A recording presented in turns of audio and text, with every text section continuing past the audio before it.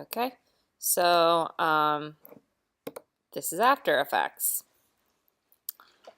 There are a lot of panels happening, and for me right now, I have a very long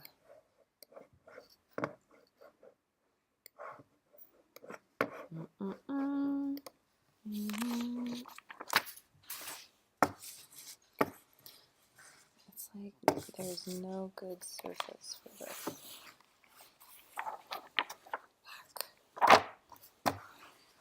Okay, so right now there is absolutely nothing opened in After Effects. The first thing you want to do is create a new composition. So a composition is a collection of video editing. So let's say we are doing a commercial and it's like 4 segments, and the first one is like some man talking about how dirty his clothes get, and then there's like an animation of something washing clothes, and then the final thing is like him going to work with clean clothes. So like say it's 3 segments. A composition is one of those segments. And so one of the first things that happens when people start using After Effects is that you put everything, your whole video, in one composition. Sometimes that's okay, but sometimes that's just the worst idea possible because you are going to end up with a 20 gig movie or something. How long was your movie? Yeah. So sometimes, and then if you are crashing while you're doing all these things, then that's super frustrating. But so just so you know, like a composition can sometimes mean an entire video. It can also mean one section, and then you import that composition, and you'll see how many layers people start to have. That's why you want to work in compositions. I can easily have 100 layers in a file, which for those of you that work in Photoshop know that's like painful. So the first thing you're going to is composition and then new composition. And for the most part, I leave everything the same. As you can see right here, that frame rate that we talked about when we were exporting TIFF sequences is right here. So if you had done 50 or 46 or 26 on your 3D Max TIFF sequence, then you would modify this frame rate option. The resolution will be full. I usually just leave this as it is. I've never played with it much. You have your start time and your end time. So how long was our videos? 10 seconds, right? So let's just go ahead and say we're going to make this a 20-second video. And then the background color. Hot pink. Let's go for, we had seafoam. That was nice. Probably won't see any of it, but we'll just start on that. And then hit OK. And there you go. You've got your beautiful initial composition. So after you have you start your composition, you import media. So for example, let's just go to my Cybox.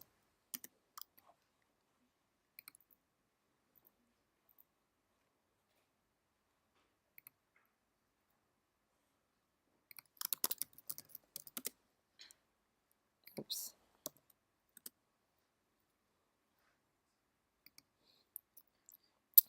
In this sort of, this is a video I did for Claire, and under footage there is a TV clip, a movie, an MP3, which is the audio over it, another GoPro, so like a different movie file, another movie, some JPEGs, some PDFs, blah, blah, blah. It carried on and on. So essentially, all of this went into the final video, just like tons of pictures and some movie clips. All of this is media that you can import. So right now we have one thing to import, and that's our TIFF sequence. So you go File, Import. So you can import a file or you can import multiple files. In the context of a TIFF sequence, while we are referring to it in the singular as a sequence, it really is 300 TIFFs. So you want to go to multiple files. I'm going to cruise over to where I saved it on my Windows side. Thank you, Mac, for allowing me to do that. Bootcamp users for hand desktop. TIFF sequence. So this is very important. And well, you can just, redo it if you mess this up. But first thing you want to do is when you click on one TIFF, this will automatically pop up and say, I'm going to select this TIFF sequence. Do not select all 300 TIFFs. It will import and it will just be messy. So the first thing you do is you click on one TIFF. It will automatically recognize that it's a sequence and you click open. Once that's done, you can hit cancel and your TIFF sequence is right here. So you've opened a composition, you've imported media into the project. Now we need to drag it down into sort of, what do they even call this? I don't even know what they call this. Panel. But it's kind of like where all the work happens. So I'm just going to grab Leslie TIFF and drag it down here.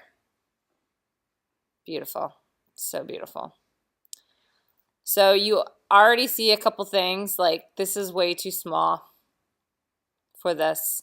You can do two things. You can either scale the whole thing up.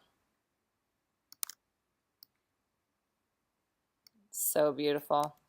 Or just lower the resolution of your composition.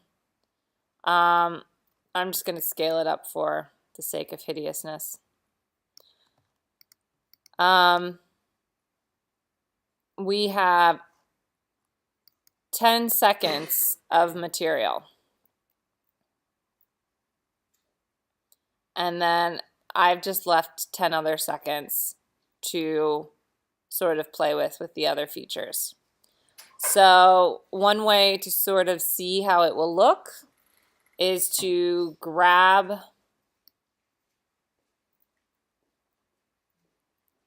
this and drag it, click the mouse button, the left mouse button, and drag it across, and you will see what you recorded or what was played. Similarly, you can hit play. Meh. Ooh, am I going to crash it? I tried to zoom in and play at the same time. Okay. So you can hit play, and it will also play it in real time. So you can get a sense of what it will look like in real time. And you can always like go back and things like this. So this is the first step. You can stretch it and make it disproportionate. You don't have to always do things proportionate to one another. And you can also move this to anywhere in your timeline, which I will do, but for now, like basically when you import it, you can also grab this and move it. So the first thing I want to do is I want it to fade. And I think Premiere has a really easy way of doing this. And this probably has a like script for fading to add to segments, but I just do it manually because that's my habit. So let's say when I start this video, I want it to fade from green to the actual image. So that's where this Photoshop element of the photoshopping sort of comes for the movies. So when you click down on this arrow, the word transform comes up, and then you can click down again, and there are a bunch of keyframes. So again, this is where people like really have trouble with keyframing. And I know already some of you had Maxwell or 3D Max keyframe issues, so you're probably going to have a similar issue with this. It's a habit. It takes a really long time to get like really comfortable and good. I still make mistakes on it, but there are like just simple steps that ensure that you aren't going to screw everything up. And if you do screw everything up, you can easily erase it. Bad thing is you can also very easily erase all the stuff you did, which happens a lot. People accidentally erase their keyframes. So let's say my first transform command is going to be opacity. So I want the opacity of my TIFF sequence to go from 0 to 100 to imitate a fade. So that's this precious, scale down here.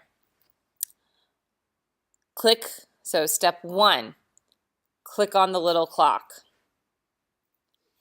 Note, never click on the little clock again unless you want to delete all your stuff. That's the first mistake everyone does. They go to keyframe something and they click on the little clock again and they accidentally delete everything they just did. So the first thing is we're turning on our keyframes, so it's active. The next thing we're going to do is set the opacity at that time. So right now we're at 0. I want the opacity at 0 to be 0. So it's gone. Because there is no other keyframe turning it on, it is just not there. It's at 0 opacity the entire length of the TIFF sequence. So instead, let's say I want to take 1 second. This seems to be about 1 second. I want 1 second fade in. I can then go clicking on nothing, not clicking on the clock, not clicking on anything, move the time indicator to wherever. I move mine to 1 second. Go down to opacity and type 100. Enter. And now the movie pops up. Now as you slide, you see that it fades in. And at the same time, where your time indicator is, the sort of algorithms have made an assumption of how opaque that space is at that time. So I usually just do this for everything. And then you can grab this little guy. So this is 100, right? You can Apple C, Apple V that, and it will jump. So I'm going to do that again. I'm trying to fade out the end.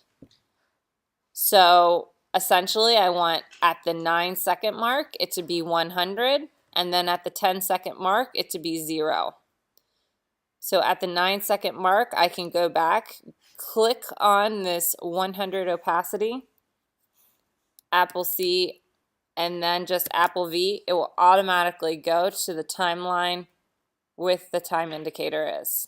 Similarly, you can do it manually. You can just move your time indicator to the end, go down to opacity and type 0. There you go. I've created 4 keyframes that fade in, does its thing, does its really boring thing, but there you go, and then fades out. So this is something that I want you all to do for your MOV. What will be due on Thursday is pretty basic. Just like a video of some of the techniques that we're going to cover today.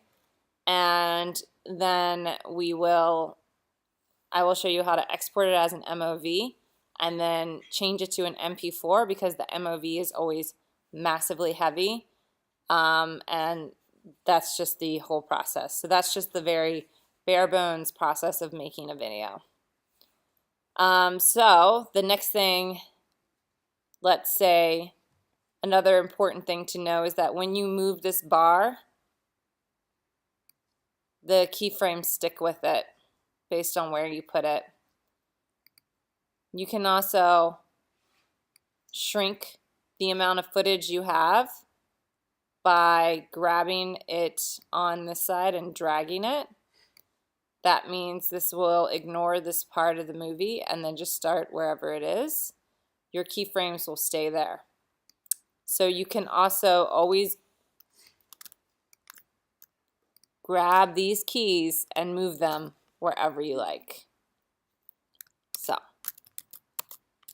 So the next thing I want to do is add some text, like a beginning and an end title, maybe. Oh, wait, one more thing.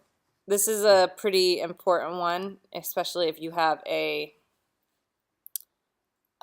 last minute assignment that you aren't completing on time. For example, let's say this video was due, but it was supposed to be 20 seconds and you did a 10-second rendering.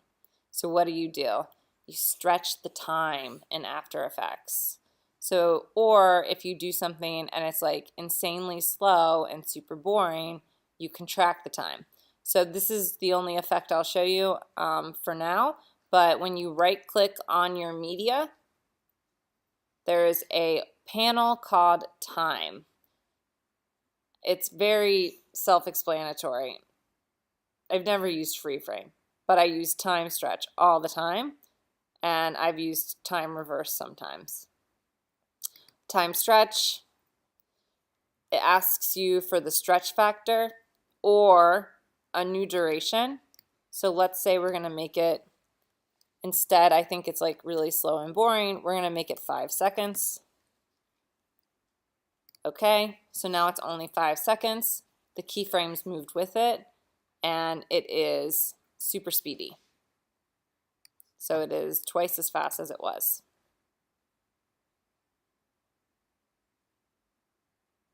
So often,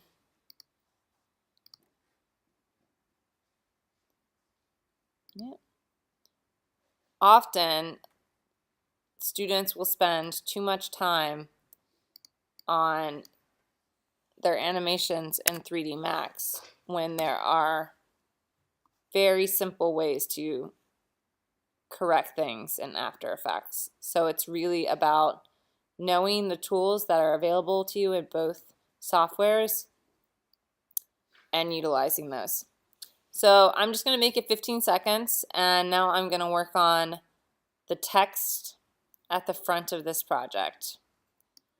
So I'm going to close this arrow so it's just easier to work with. And so there are like what I will call primitives in After Effects that you can animate with. And they pretty much live up here. There's a rectangle. So, okay. And they do masks automatically, and it annoys me, but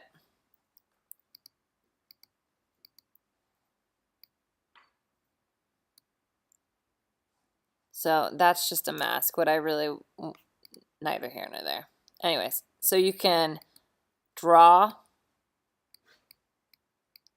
stuff like with a curve tool, and this, I guess, people really get into this for more animation techniques.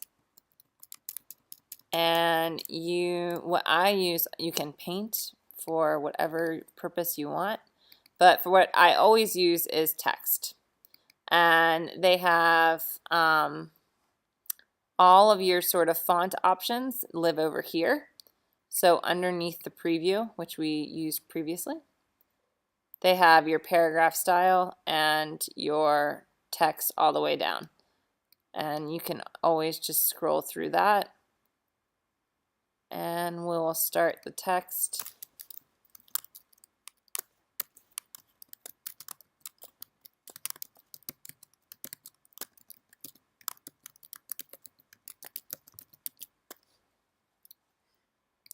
3D Max TIFF sequence. It's a beautiful name. You can make it bigger.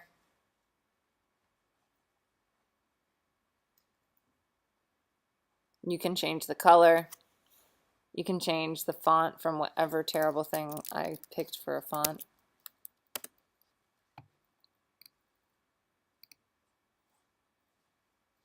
So once you have that, it's an object and you can move it around. And with this text, we're going to look at the other transform options. Then we're going to just export it, which will take a little bit of time, but hopefully not that much for demonstration purposes, and then change the encoding. So this is my dumb shape layer. And we'll, wait, where'd it go?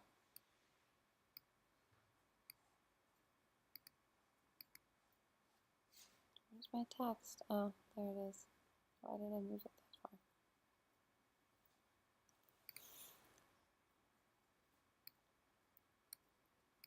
Okay, so we'll just put it here. If you hold shift, it does the same, moves vertical or horizontal, and that can come in handy when you animate things. So I'll show you that now. So now what we're going to, if you need to delete something, click on it and hit delete. It's pretty basic. So now what we're going to do is some transform commands on text. And so you could do this on anything. Again, we are just practicing. And then I will show you sort of a basic technique with photos too, but it's the same principles. The most effective commands are opacity. I guess rotation could be nice, scale, and position. So first I'm going to do a fade in of this as well. So I'm going to click on the clock on the side, change this to 0, move it to here, change it to 100. Let's move it all the way to this end so it fades slightly into the next movie. I want it to be 100 again. I can just click that blue key button over here. So this is the only time you click things. And honestly, it's a dangerous thing because everyone always clicks this and then deletes all their keys. And then I will go over here and type 0. So now my text is going to fade on, stay there for a little bit, and fade off. Beautiful. Well, painfully boring, but whatever. The next thing I'm going to do is just like move the text. It's just too boring to like stand in one place and do nothing. So those, I almost always do this, you can either do the position or the scale. With photos, I often do both. With text, I will do both just so it's fun. But when I'm doing both of these, I just turn on my position and the scale. So you just click on those clocks as well. So now all 3 of these are keyed elements. With position and scale, it's really hard to manually type things in similar to opacity, right? Like I clearly know when I want something to be 100% opacity and 0. But if you look at the sort of inputs that are here, there's scale, which can be disproportionate, but still, again, I find that kind of a tough thing to do manually. And position, which is 720 by 92, which I think is kind of impossible to do manually. So this one is where you move your time indicator and then you move your text and key it. So this is similar to how you were keying things in 3D Max. So right now, when I turned on those 2 clocks, 2 keys popped up. These things are keying wherever I had this text when I placed it there, when I turned on those clocks. The next thing I want to do is change it for when it ends. So I'm moving the time indicator. Let's do it here. And then I will adjust the position and the scale of the text. So after I've moved the time indicator, I'm going to move my text down. And you see this line, it's creating a path for you. And I'm going to scale it up.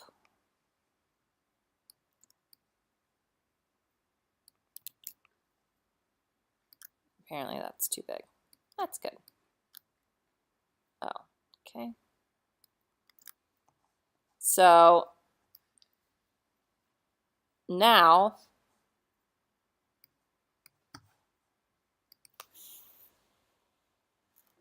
so dramatic. Voila. Opacity, scale position.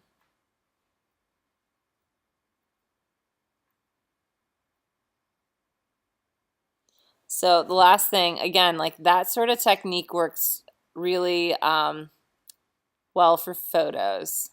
So you know how it's kind of one of these things that if you don't pay attention, you might not notice how some like news. I saw this documentary that basically used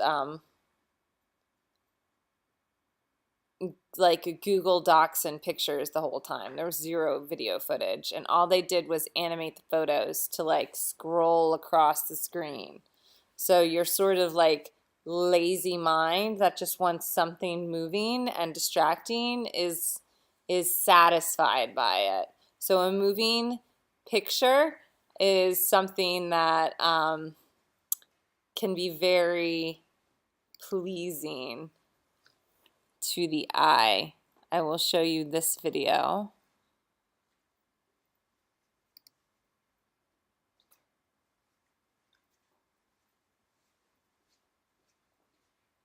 I have no idea what. Hey, I'm showing them the Studio Andino video.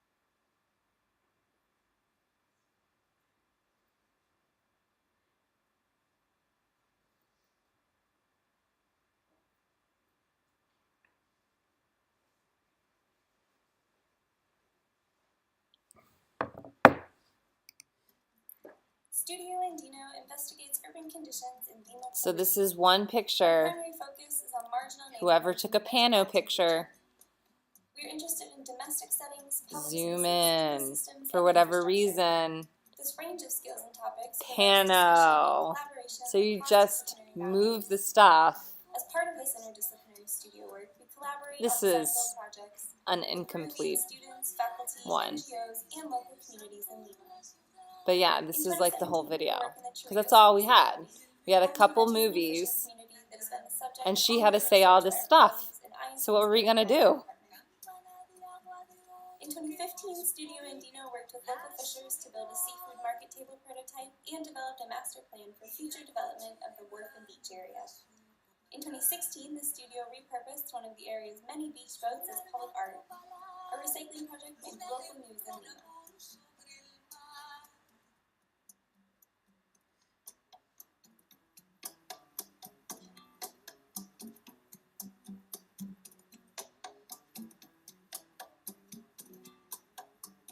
Son voluntarios de una clase de un estudio de arquitectura de la Universidad de Iowa State en el centro de Estados Unidos.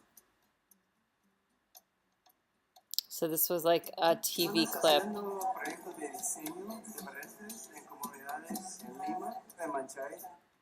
And the music underneath it was horrendous, so I had to edit out all that. Soy profesor de antropología. Ha hecho el estudio de la costa central. Pero me interesa Chorrillos mucho porque es una pescaría urbana. Es una combinación interesante, sociológicamente. Es una caleta de pescadores con vida urbana. Sí, es muy interesante y hay una historia grande de pesca aquí en Chorrillos. Es un espacio muy grande.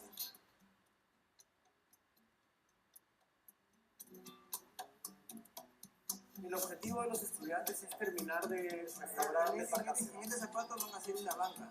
En un par de días la terminan. Y eso va a estar allá, va a estar puesto taladrado en la parte donde está la arena, para que cuando vengan turistas se puedan sentar y contemplar el mar, el mar.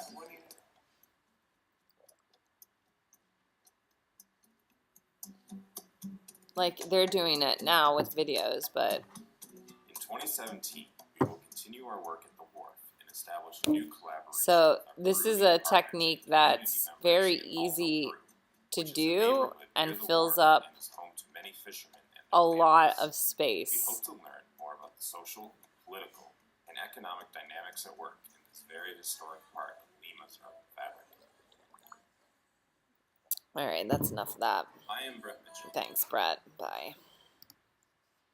So I will just import a photo and show you how to do that very quickly. So again, I want a photo so that I can sort of like make it move around. For those of you that do videos for your studio projects, Clearly or something like that, you pull in whatever you've done and you like pan over it, creating emphasis on detail. I mean, it's a very typical technique. File, import, file. Let's find, hopefully, a picture of a cat somewhere. Maybe not.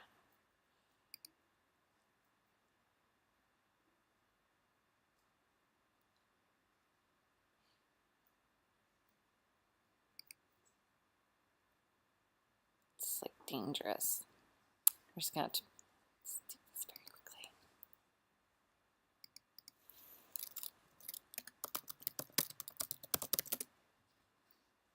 Yes.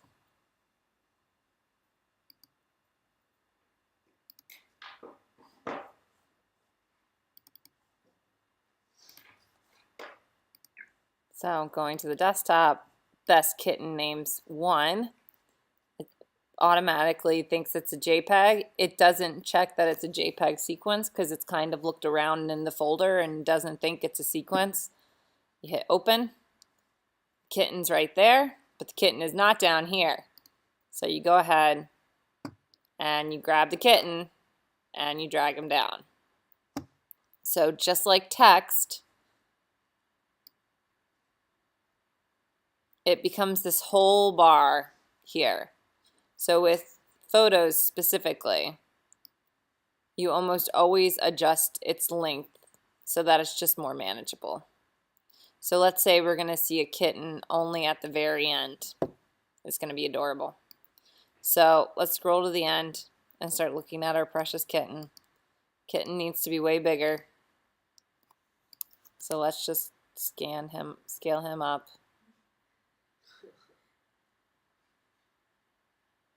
So let's just say it's like that. So this is where we're going to start with our scale. So click this down, transform. I'm not going to mess with opacity. Clearly you would like fade it in, fade it out, but importantly, position and scale. Just click them on at the beginning where you want to start, go to the end, and readjust. I think we should zoom in on his precious nose. Zoom way in. And like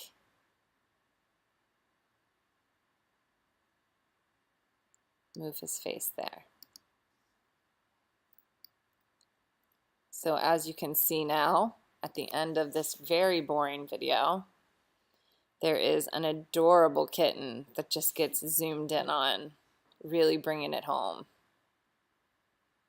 So again, this is a hideous video, and I do not condone this as an aesthetic, but from a technique point of view, you've learned how to sort of simulate fades manually, which gives you more control, animate things on the most basic level, and bring text in. And I think that with that, you can pretty much do whatever assignment, for the most part, that you have due. And again, once you start using After Effects, you start Googling endless tutorials like how to set your text on fire in After Effects, how to have smoke coming off your vectors in After Effects. You copy paste Illustrator files into here. So it's a very open-ended media, and that's why I like it so much more than Premiere and iMovie and whatever else is out there. What I do use, it's not even down here. What I do use Premiere for is the audio editor. So there is a automatic plugin that comes with your computers when you, I think, install Premiere. And it helps get rid of that sort of static sound after you've recorded someone. And that is automatically downloaded and associated with Premiere, and it's called Audition. We can go over that later if anyone's interested, but I pretty much don't use Premiere for anything, and I only use After Effects. So the next thing we're going to do is render this. You can't just export from After Effects. They stopped doing that like many years ago. So you go, I'm done, it's perfect, I think it's perfect.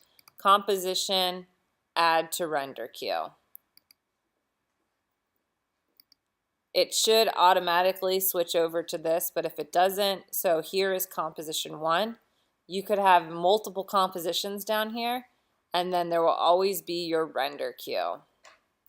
So there are 2 sort of settings you need to look at, and someone's not going to do this, and it's going to probably go to crap, but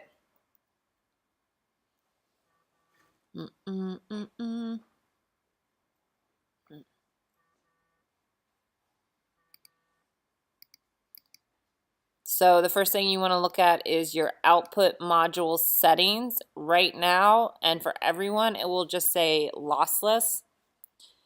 I have no idea what that really means, but what I always change is the format options from a video codec to an H.264. Just trust me.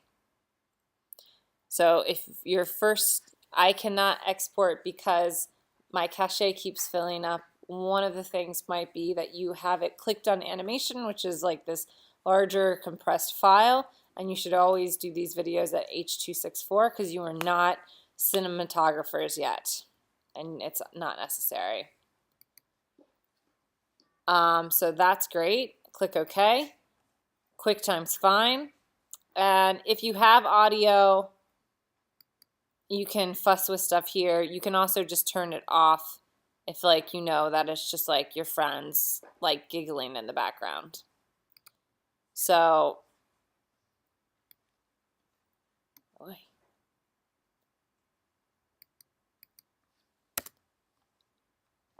so now I've adjusted the output module. I clearly need to tell it where to output to, so I'll click on output to. I'll just put it on my desktop as 436 movie,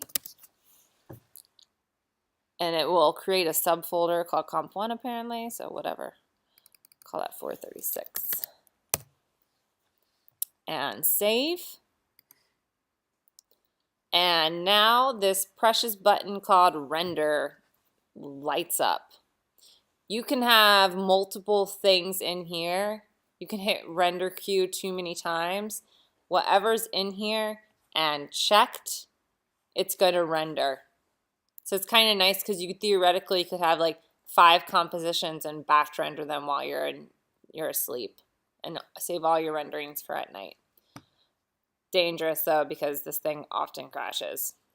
So anyways, here we go, render. It should take no time, literally, but if it's gonna take a couple minutes, it will give you right here an estimated 1 minute.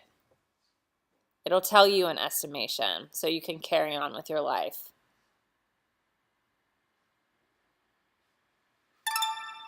And it will make that sound. If anything goes to crap, a goat will laugh at you, and I'm not lying. So it's really, it's super annoying, and like a goat will laugh at you, and you will have to do something. If the goat laughs at you and says something like cache, blah, blah, extend your cache, yes, do those things. But you need to save your file, close After Effects, restart your computer, and then run the render again. When I was working on the Design 232 movies, I had to do it like 10 times, restart my computer. So it's a fail-proof way to get what you want, but it's super annoying. And it probably means you have too many files on your computer. So now let's go look at this precious movie. I'm sure it will be very small because it's 45 megabytes. I mean, come on. It's a 20-second terrible video of nothing, and it's 45 megabytes. Easily, you get to the gigs with this crap. It's totally out of control. And once you get like that, it also becomes strangely jumpy. So the next step, you've rendered it, you have to change the encoding. So I don't think many people have it stuck to their bar, but it's called Adobe Media Encoder. And I do think you all automatically have it downloaded. But Media Encoder. So simple, so fundamental to video editing.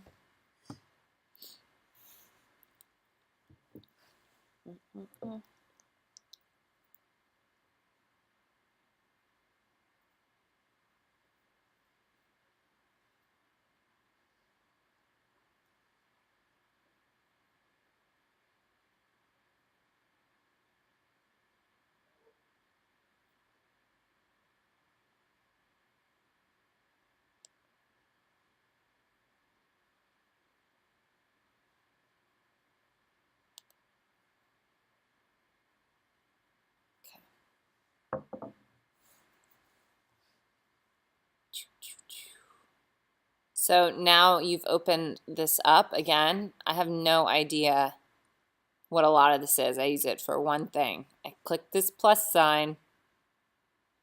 I go to my movie. I click open. It automatically says you have this H.264. You should have an MP4, which is almost always what I want. I'm always trying to get it to YouTube in the, least crashiest way, share it with somebody, put it on a TV somewhere. So MP4 is good. Audio, video, perfect. Hit play. Again, it's rendering it. There is a remaining time down here. Because this movie is a bunch of nothing, it takes no time. I think you could easily plan that it would take like 20 minutes sometimes when you do things. Like the video, the Studio Andino video took 45 minutes a pop, I think, to render. And then the goat sound would come on and I have to start again. Okay, and so now we go back to that folder. 22 megabytes. What? Still kind of big, but 50% less. So that's perfect. I mean, you definitely always want to run that. I usually get much bigger differences than that, but still. There you go.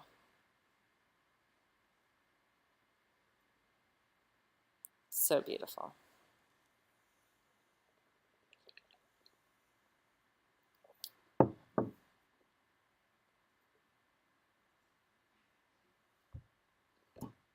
Done. Okay, so for Thursday, bring your two sequences into After Effects.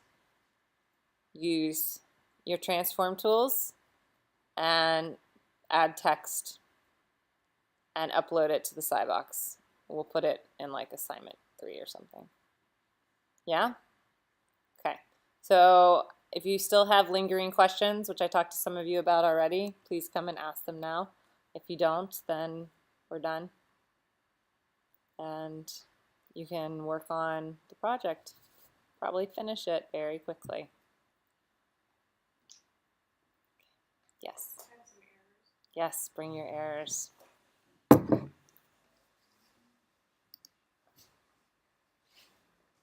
Meep, meep, meep.